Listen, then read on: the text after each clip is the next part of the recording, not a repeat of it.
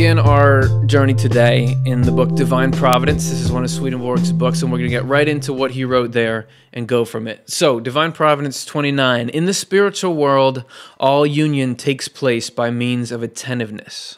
When anyone there is thinking about someone else because of a desire to talk with her or him, that other person is immediately present. They see each other face to face. The same thing happens when someone is thinking about someone else because of a loving affection, but in this case, the result is a union, while in the former case, it is only presence. This phenomenon is unique to the spiritual world. The reason is that everyone there is spiritual.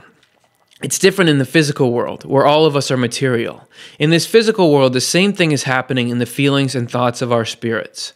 But since there is space in this world, while in the spiritual world there only seems to be space, the things that happen in the thoughts of our spirits come out in actions there. So hopefully that's clear. He's saying that the way your mind works, you think about someone, you're not like, oh, I want to think about somebody who lives 400 miles away, so I got to wait till my brain can... You think of them and they're immediately with you.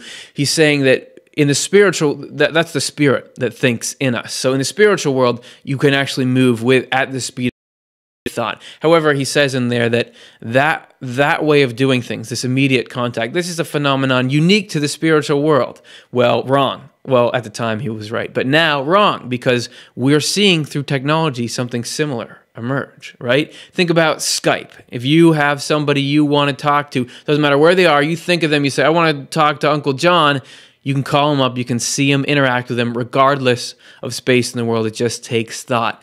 Also, there's other things. If you know of somebody and you want to befriend them on Facebook, you can just go in and start typing their name. It doesn't matter how far away they are. You can instantly connect with them and start to send messages, unless you downloaded the new Facebook app, which doesn't let you. You have to download the message app. It's a long story. The point is, you see Swedenborg in that quote, he's saying this is how the spiritual world works. The physical world doesn't work like this. But now, hundreds of years later, we're seeing the physical world is starting to work like this. This is the kind of thing I'm talking about. There are differences, of course.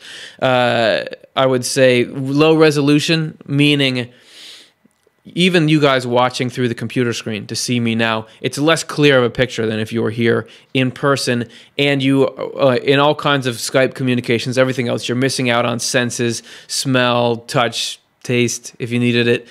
Those things don't come through, and you're not actually there with the person. You're right now, you're interacting with me, but you're just seeing pixels on your screen lit up through data from what the camera is capturing here. The world Swedenborg describes, you're actually there.